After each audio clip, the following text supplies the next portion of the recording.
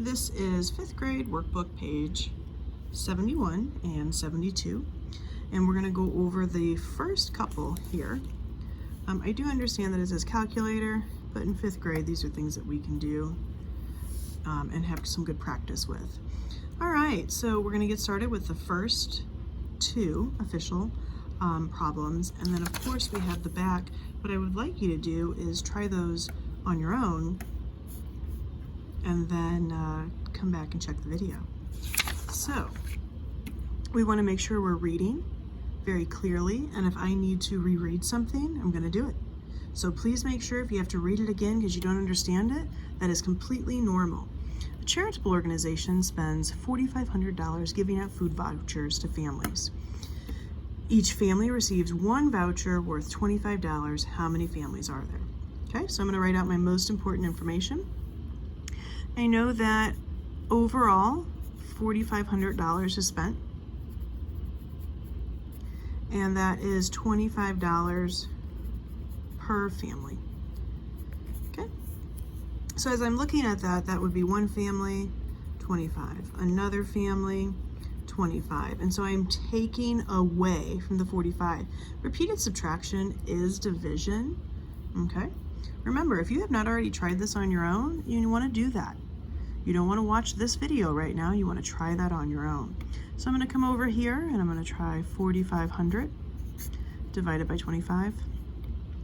I'm a little tight on room, but I can make this work. If not, go ahead and get out a sheet of paper. I'm going to do my multiples of 25 because I can easily do those in my head.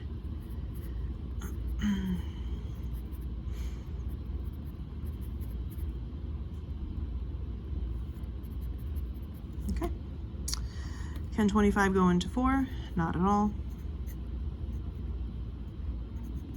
25 into 45, yes, one time, because I'm looking over here. I cannot take away 50, only 25.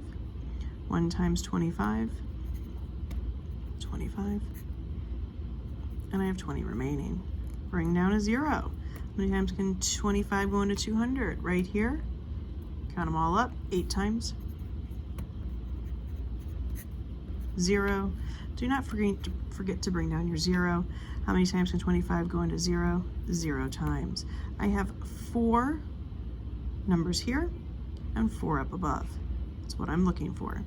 So how many families are there? There are 180 families. I'm going to box that in because that's important to make that pop. Each voucher will be worth $32 next year.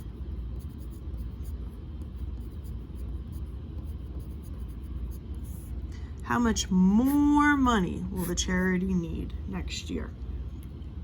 Okay, so that's what I'm being asked, how much more money? Well, I need to think to myself. Previously it was 25, that's $7 more. Okay, so if each family, there's 180 families, please label your numbers. If each family needs $7 more,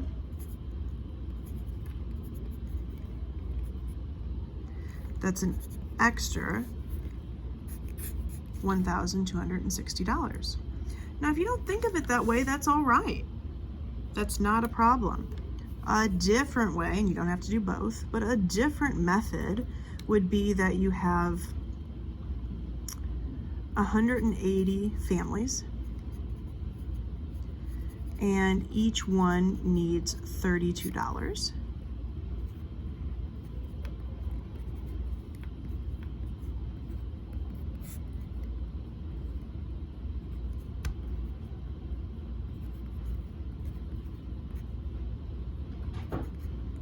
Okay.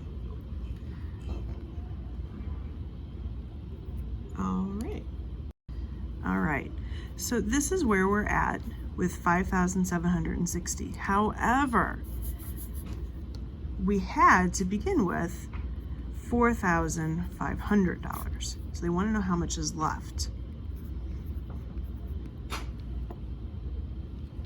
Okay, so then we have the exact same number there. Out of the two, this is going to be your quicker one to do. But if you didn't think of it that way, that's all right. Let's take a peek at number 6. A group of tourists visit an art museum. The admission is $13 for each adult and $7 for each child. There are 10 adults and 18 children in the group. How much do they pay altogether? So I'm going to start putting out in a spreadsheet here what I'm thinking.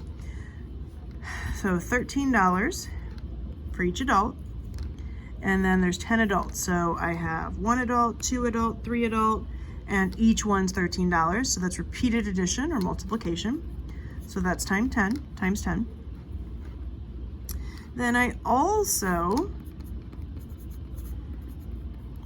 have $7 for each child, and there are 18 children, okay?